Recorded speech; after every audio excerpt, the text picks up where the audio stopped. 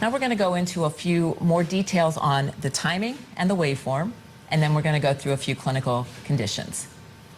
At this point, we're now going to discuss the arterial pressure waveform and the timing of the intra-aortic balloon pump. So I'm going to unlock my screen, and that way I can have control of my timing. So I'm going to open up the timing menu.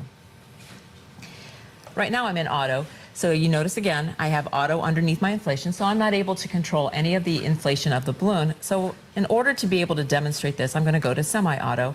So now I have both full function of the inflation and the deflation of the catheter. And again, let's hit start. Right. To evaluate the arterial pressure waveform more appropriately, I am going to freeze the display so that I can now look at this very easily. I'm going to take that reference line that we talked about before, and I'm going to put the reference line right on the dicrotic notch. So now let's figure out what's going on here. I prefer to look at my waveform and start where I see the balloon inflating. So when the balloon inflates, it inflates at the dicrotic notch, which is the beginning of diastole. It increases the pressure in the aorta during that diastolic time, giving us what we call diastolic augmentation, or some people just call it augmentation. When the balloon deflates, it basically leaves an empty pocket or a decreased pressure in the aorta. That decreased pressure is seen as a drop in the end diastolic pressure. When we have less pressure in the aorta for the heart to pump against, it makes it much easier for the heart to pump. So what you'll see now is an assisted systolic pressure.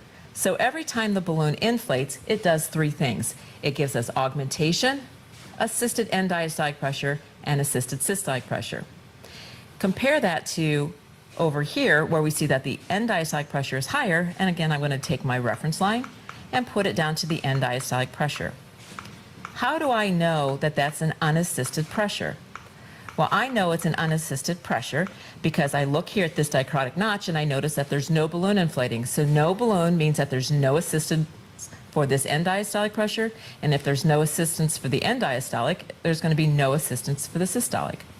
So I can look here, these are my unassisted, and I can see that my assisted end diastolic pressure is lower than the unassisted.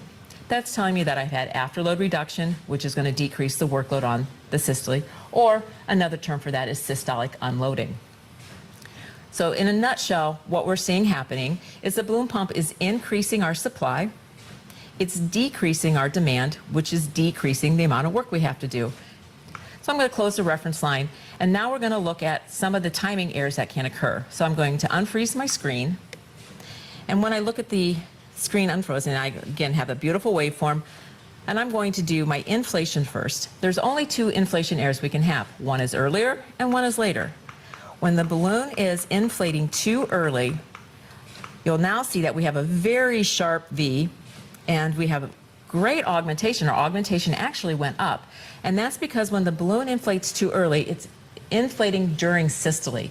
When it inflates during systole, you have blood that's being ejected from the ventricle, hitting that open balloon and pushing its way back towards the ventricle. That blood going to the catheter and then back to the heart causes that increase in pressure. While it looks nice on the pump, it is not helpful and can be actually very harmful to the patient. So early inflation is something you want to make sure does not occur. To fix that, we come down here to the inflation timing, and we go back until we see that we have that nice sharp V again. And if we want, we can take the reference line, put the reference line there on the dicrotic notch, and we can evaluate whether or not we have set it at the proper place. And I kind of like that setting. Now another option we could use is to go to the preference menu, go to the inflation interval, and now we can see where the balloon is inflating. Note that this is a guide only. It will assist you if you are having difficulty identifying where the inflation deflation is.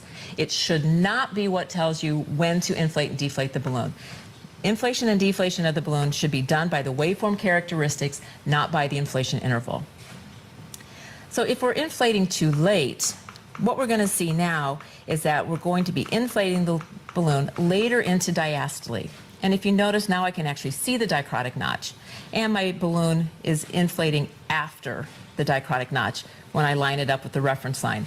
This is not harmful, but my augmentation goes down, the amount of support I give goes down because we're not allowing the balloon to stay inflated during that entire diastolic time. So now we're going to go ahead and move the balloon inflation earlier again so that we have that nice sharp V, and we see that it lines up with the dichrotic notch of the unassisted beat. And I think that looks pretty good. So next we go into the deflation. The deflation timing also has only two options for errors, early or late. Early deflation means that we're inflating the balloon sooner during diastole. So as I inflate it early, you'll see that I no longer have quite the same look as to my end diastolic pressure, and my assisted end diastolic pressure starts to go up, and I start to lose some of the support by reducing my assisted systolic pressure. So early deflation, while not necessarily harmful, is certainly not helpful. So you want to make sure that you have the balloon where it is deflating as close to systole as possible. So we're going to go back, and now we're going to adjust our deflation setting. And as I'm doing that, I am watching to see, is my assisted systole starting to go down? And I can see that it is. So I'm going to continue to deflate a little bit later until I see that I have a nice sharp V for my deflation and my assisted pressures are lower than my unassisted, and it's no longer dropping, so I can go back 1 or 2 clicks, and that's about as good a timing as I can get. Late deflation has the potential to be the most dangerous of the timing errors. Late deflation means that the balloon is staying inflated until systole has already started to occur. This would greatly increase the workload of the heart. This is why using ECG trigger can be so helpful.